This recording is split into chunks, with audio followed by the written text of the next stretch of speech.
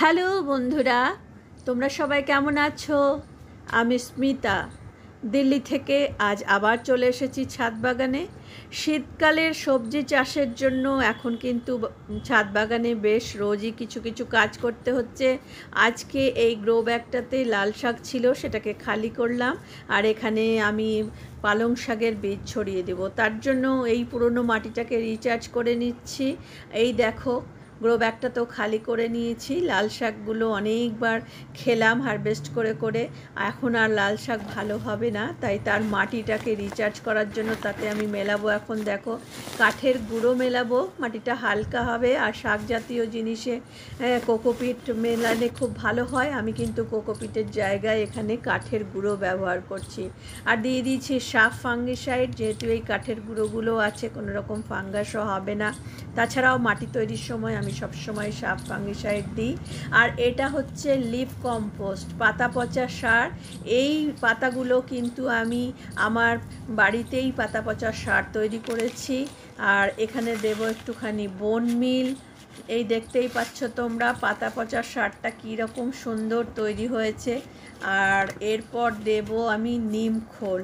এগুলো তো মাটি তৈরি করার সময় তোমরা সবাই জানো, এগুলো মেলাতেই হয়। সামান্য সামান্য করে 1 চামচ 2 চামচ বা 1 মুঠো 2 মুঠো করে এইগুলো সব মাটি তৈরি করার সময় মিলিয়ে নেবে, তাহলে মাটি কিন্তু খুব ভালো হবে। প্লাস একটা সুরক্ষা চক্র হয়ে যায় মাটিতে।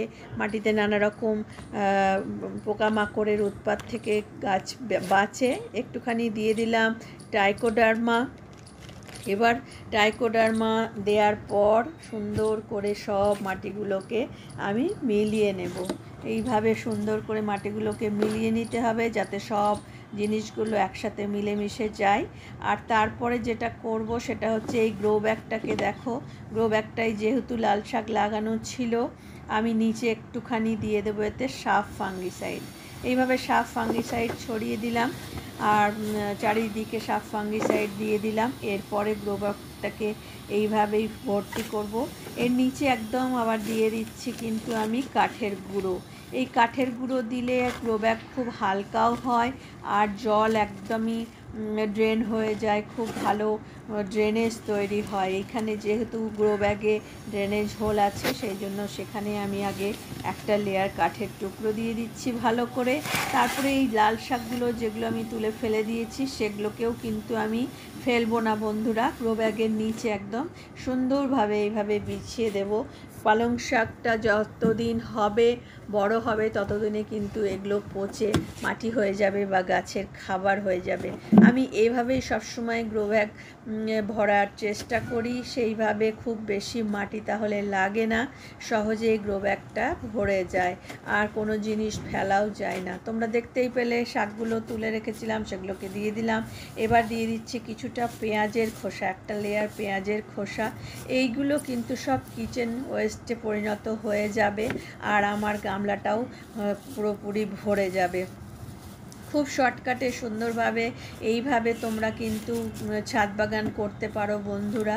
কেন আমরা এই 4তলা 5তলার ছাদে এত মাটি কোথায় পাবো? তাই এই উপায়গুলো আমাদেরকে অবলম্বন করতে হয়। আমিও কিন্তু তোমাদের মতো সব বন্ধুদের ভিডিও দেখেই এগুলো আস্তে আস্তে শিখেছি এবং সেগুলোকে আমি অনুসরণ করি আর খুব ভালো কিন্তু তার রেজাল্টও হয়। এইভাবে করে নিলাম, দেখো সুন্দরভাবে একটা লেবেল করে নিলাম। তারপর আরেকটু ভরে দেওয়ার পর এবার কিন্তু আমি পালং শাকের বীজগুলোকে সুন্দর করে ছড়িয়ে দেব। হ্যাঁ, তার পরে আরেকটা কথা বলে রাখি, পালং শাকের বীজ কিন্তু আমি ভেজাইনি, আমি ডাইরেক্টলি দিচ্ছি। আর যেই পাত্রটাতে দেখছো পালং শাকের বীজটা দিচ্ছি তাতে নিয়ে নিয়েছি একটুখানি ভার্মি কম্পোস্ট। ভার্মি কম্পোস্টের সঙ্গে পালংয়ের বীজগুলো যখন মিলিয়ে নেব তখন ছড়ানোর সময় এক জায়গায় গাদা গাদা কিন্তু হয়ে যাবে না, খুব সুন্দরভাবে এটা তুমি ছড়াতে পারবে ভার্মি কম্পোস্টের সঙ্গে। দেখে নাও, এটাও কিন্তু একটা খুব সুন্দর টিপস। শাক বা যে কোনো ছোটো ছোটো দানা, লাল শাক এইভাবেই কিন্তু আমি ছড়ানোর সময় একটুখানি ভার্মি কম্পোস্টের সাথে মিলিয়ে নিই। এই যে দেখো তৈরি হয়ে গেছে আমার বীজ আর ভার্মি কম্পোস্ট। এবার কি সুন্দরভাবে ছড়িয়ে দিচ্ছি দেখো, দেখতেই পাচ্ছ পালং শাকের বীজগুলো কিন্তু গ্যাপে গ্যাপেই পড়ছে, একদম গায়ে গায়ে লেগে যাচ্ছে না। এটা কিন্তু ভার্মি কম্পোস্টের সঙ্গে মেশালে এই লাভটা হয়। দেখে নাও বন্ধুরা কি সুন্দরভাবে আমি পালং শাকের বীজ চারিদিকটায় ছড়িয়ে দিচ্ছি। আর এরপরে দিয়ে দেব এর ওপরে একটা লেয়ার কোকোপিটের। আমি কিন্তু কোকোপিটের লেয়ার দিয়ে বীজগুলোকে ঢেকে দিই। এই দেখো বীজগুলো কি সুন্দরভাবে ছড়িয়ে ছিটিয়ে ফেলা হয়েছে, একদম একটার ওপর একটা চড়ে যায়নি।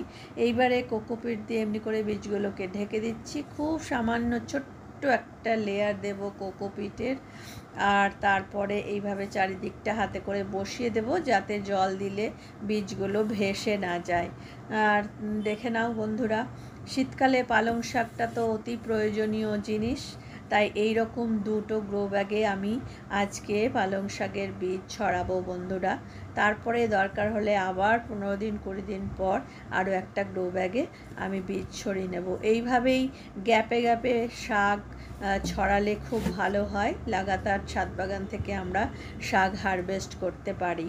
বীজ ছড়ানো হয়ে গেছে, তার ওপর একটা লেয়ার কোকোপিটেরও সুন্দর করে দিয়ে দিয়েছি, তোমরা দেখতেই পাচ্ছ বন্ধুরা। এরপরে যে কাজটা করতে হবে, জল দিয়ে দিতে হবে। আর জলটা কিন্তু এইভাবে হাতে করে সামান্য সামান্য করে ছড়িয়ে ছড়িয়ে দিতে হবে। একদম বালতিতে করে বা মগে করে বেশি জল দিয়ে দিলে বীজগুলো এদিক ওদিক চলে যাওয়ার খুব সম্ভাবনা থাকে। তাই এইভাবে সবসময় বীজ দেওয়ার পর জল তোমরা আলতোভাবে দেবে, যেভাবে আমি দিচ্ছি তোমরা দেখে নাও বন্ধুরা। এটা একটা খুব ইম্পর্টেন্ট কাজ। জল দেওয়াটা ঠিক না হলে আবার বীজগুলো গিয়ে এক জায়গায় আটকে যায়। এইভাবে এখানে এনে আমি গামলাটাকে রেখে দিলাম। এখানে কিন্তু আরও অনেক রকমের প্রত্যেকটা গ্রো ব্যাগে কোনো না কোনো বীজ আমি দিয়েছিলাম। সেগুলো থেকে দেখো এখান থেকে কিন্তু জার্মিনেশন স্টার্ট হয়ে গেছে। কোথাও মূলোর বীজ দিয়েছি, কোথাও পালং শাক দিচ্ছি। এইভাবেই শীতকালের সবজির চাষ শুরু করে দিয়েছি। আর এইখানে দেখো আগের দিন যে আমি ছোট্ট ছোট্ট চারাগুলো এনেছিলাম সেইগুলোকে এইখানে ছোট্ট ছোট্ট পটে তো লাগিয়েছিলাম। আর এই গামলার নিচে, স্ট্যান্ডের নিচে কিন্তু আমি রেখে দিয়েছি যাতে সারাদিন খুব বেশি রোদ না পায়। আর এখানটাতে আমার শেডও আছে, ছোট্ট করে হালকা শেড, তাই জন্য রোদটা খুব বেশি এখানে লাগে না। এইভাবেই ছাদ বাগান নিয়ে বিজি আছি বন্ধুরা। তোমরাও গাছ লাগাও, ভালো থাকো আর সঙ্গে থেকো। আমার ভিডিও কেমন লাগে জানিও। টাটা।